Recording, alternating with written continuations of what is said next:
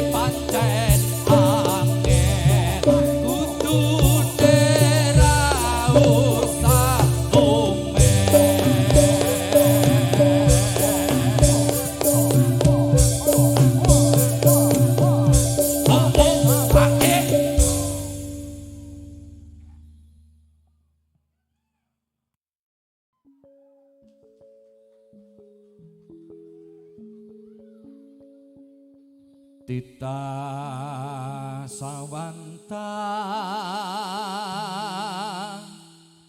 iku jalma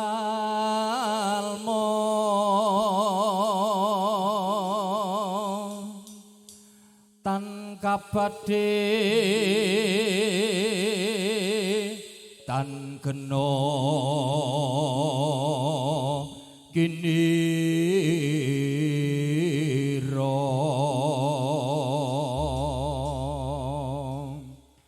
becik ketitik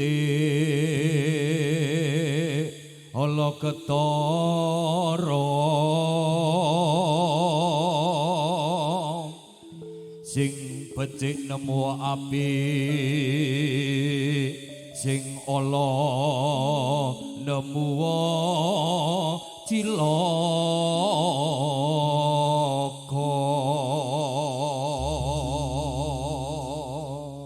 sikra-sikra yata bujang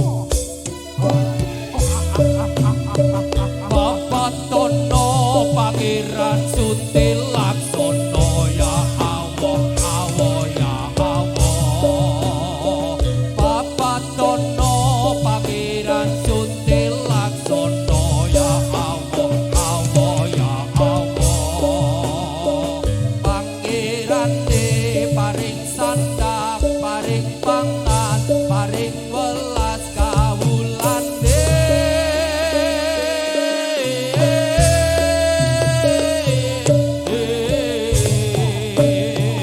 Bapak Tono Pangeran Suntil Laksono ya Allah Allah ya Allah Bapak Tono Pangeran Suntil Laksono ya Allah Allah ya Allah Pangeran de paring sandang paring pangan paring welas kawulan de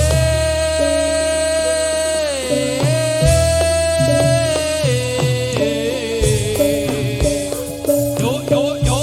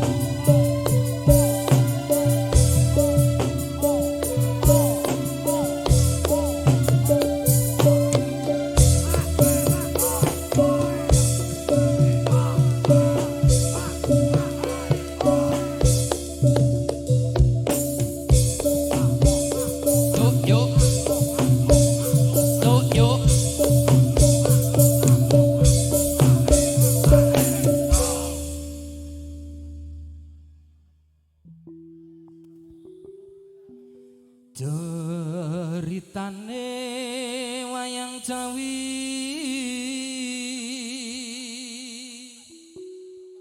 ing praja Ngalengka diraja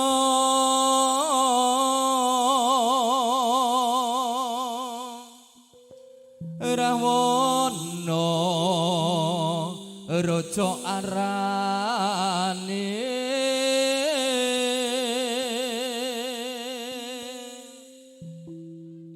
gawe geger nyolong Sinta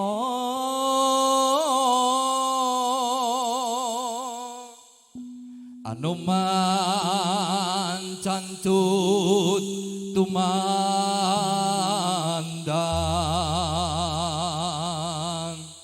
Ngalengka wis dadi ambu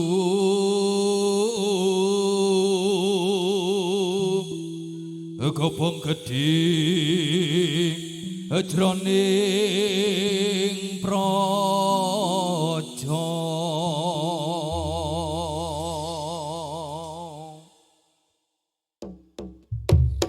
ya ya ikane wayang Ramayana ing negara Ngalengka diraja Ratu Buta Rawana raja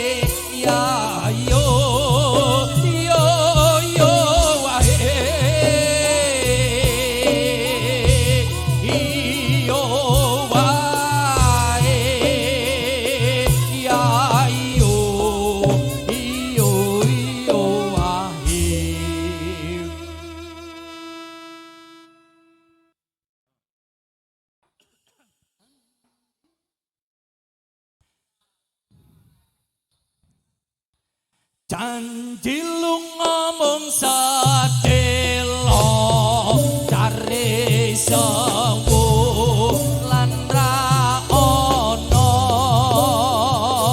pamit munalika sono ning stasiun balapan Solo.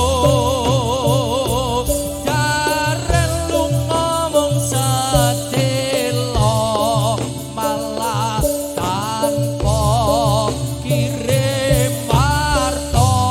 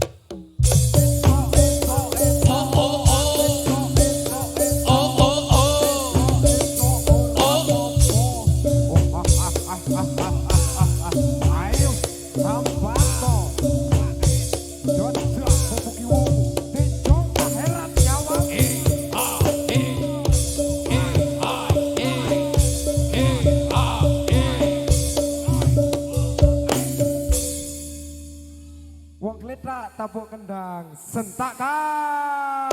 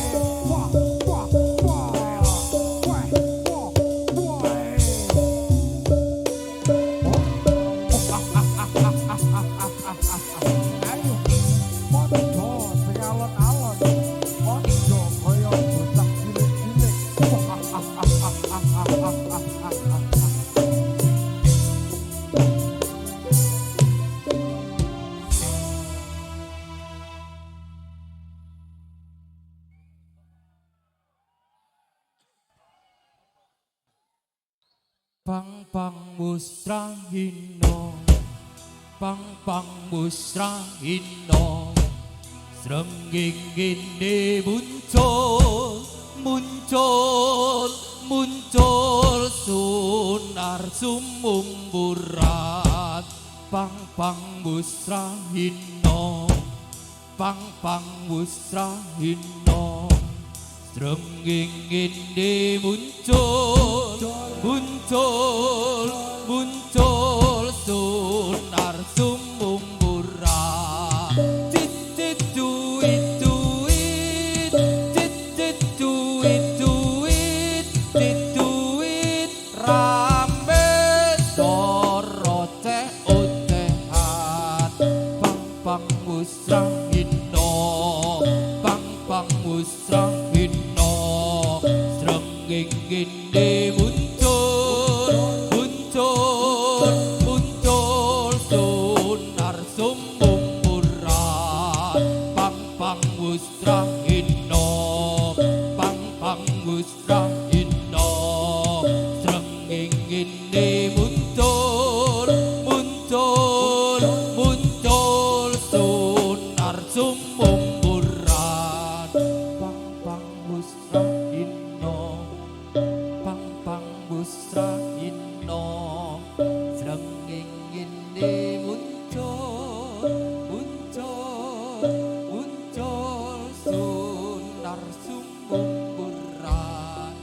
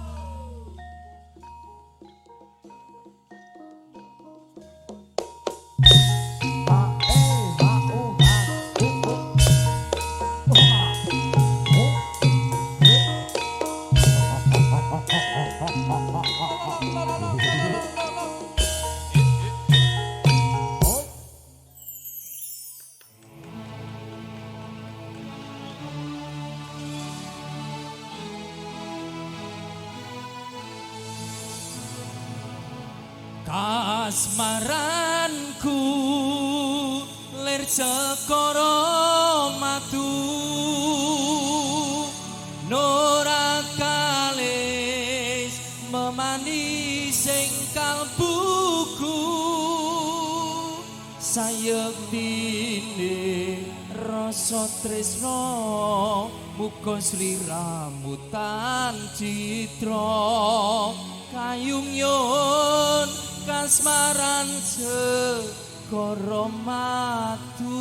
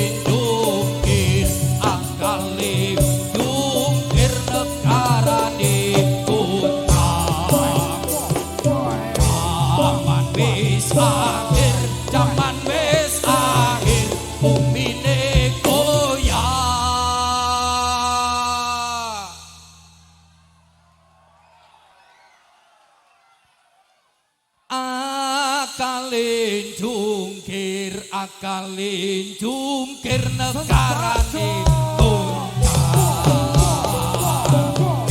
zaman wis akhir zaman wis akhir dunyane sungsar makmu bikin imame zaman wis akhir zaman wis akhir dunyane sungsar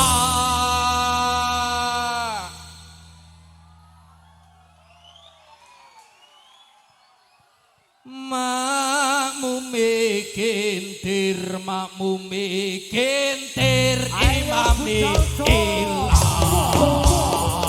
zaman wis akhir zaman wis akhir langite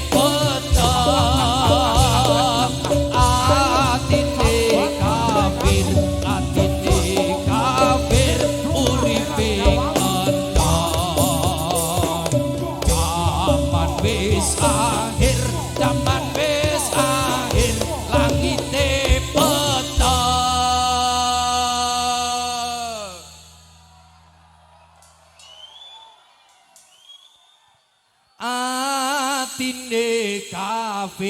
atine kafir uripe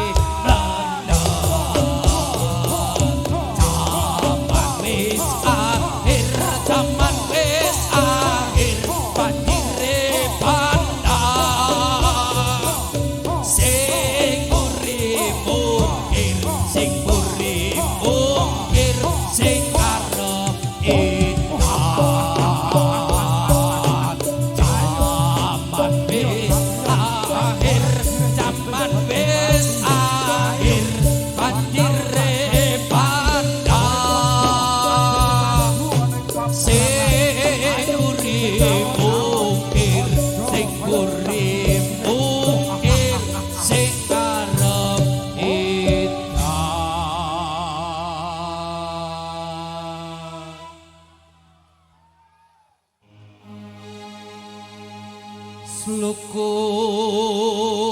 sluku pathoki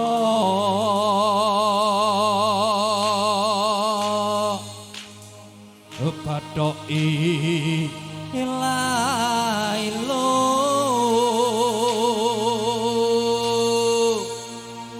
sirama menyang Solo lek oleh payung utuh sentit lulupa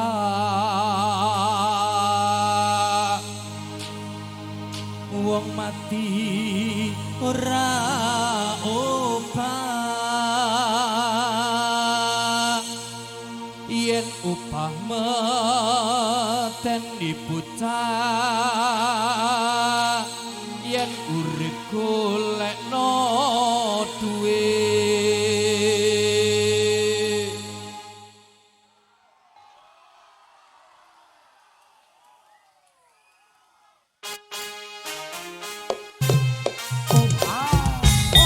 Allahumma sholli ala Muhammad ya Rabbi sholli alaihi wasallam lukut patho il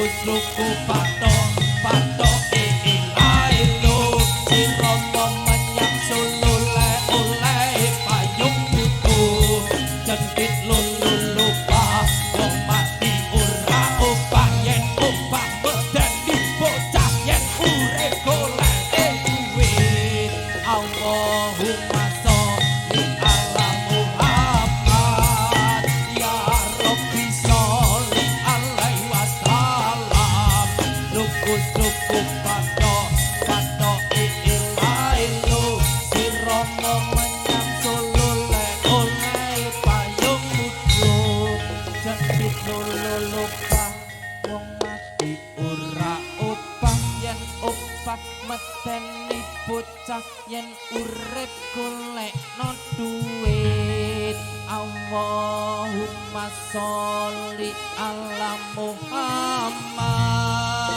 ya Rabbi sholli alaihi wasallam luku patok patok ilailo siromo menyang solo le oleh payung buku jendit lulu lupa wong mati ora opah yen opah medeni bocah yen urip golekno duit Allahumma sholli ala Muhammad ya Rabbi sholli alaihi wasallam luku patok patok ilailo siromo menyang solo le oleh payung buku Allahumma sholli ala Muhammad ya Rabbi sholli alaihi wasallam luku patok patok ilailo siromo menyang solo le oleh payung buku Allahumma sholli ala Muhammad ya Rabbi sholli alaihi wasallam luku patok patok ilailo siromo menyang solo le oleh payung buku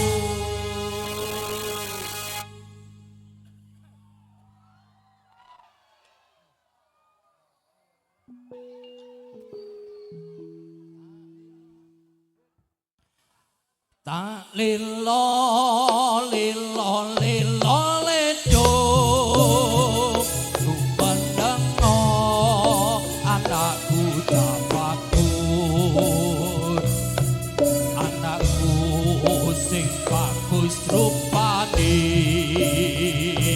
yen nangis dak ilang baguse yo yo yo yo yo yo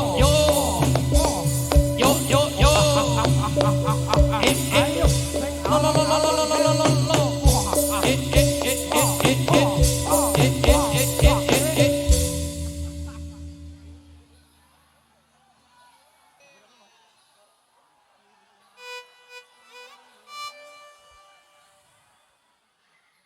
iling iling sira menungso daler esti enom lan tuwa saben dina padha iling kapan kapan nampa timbalan timbalane kang moho suci kelem ra kelem bakale pati misaline pangakon putih yen wis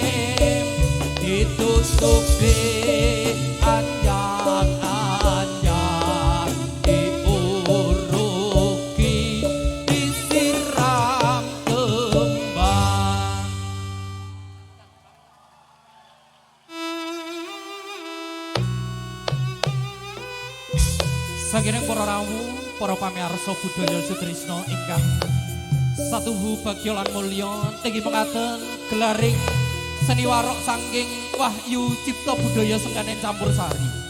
Temtunipun Purwa Madya dumugi wusana kula sakanca, kathah kekirangan kathah kelepatan boten saged netepi tri kridane olah budaya.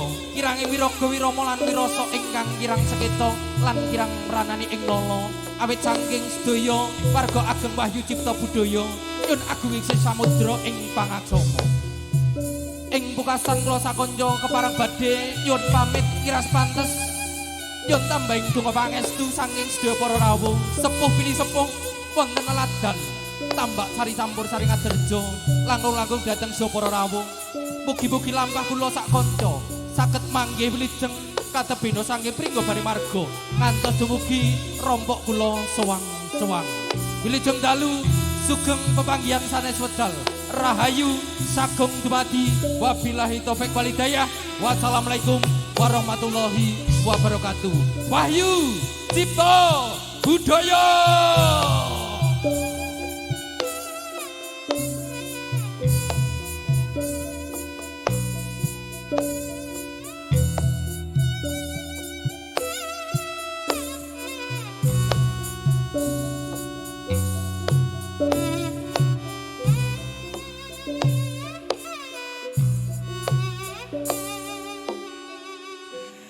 Oke, sungguh penampilan yang sangat luar biasa, menakjubkan sekali, mengharukan sekali. Malam hari ini kita dimeriahkan oleh salah satu grup seni warok yang lagi viral, ya, yang lagi naik daun luar biasa.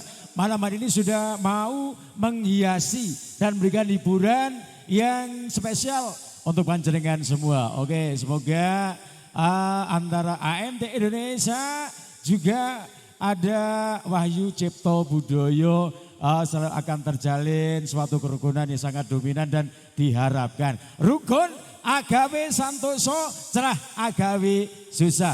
Bhinneka Tunggal Ika berbeda-beda, walau tetap satu tujuan. Terima kasih luar biasa.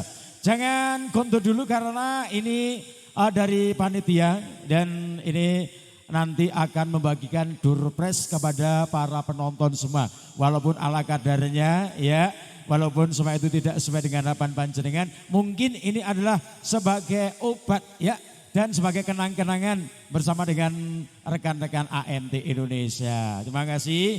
Juga ini tadi akan saya sampaikan pesan dari Bapak Babinsa ya. Ini malam hari ini tadi sudah mengirimi WA yang ini langsung saya terima ya.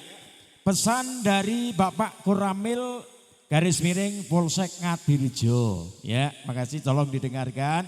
Untuk melestarikan kesenian tradisional merupakan tanggung jawab kita bersama untuk kita wariskan ke generasi-generasi muda. Luar biasa. Untuk itu mari kita jaga bersama dengan cara kita saling jaga ketertiban agar selalu tercapai suasana yang kondusif dan suasana yang aman dan tenang. Luar biasa, terima kasih.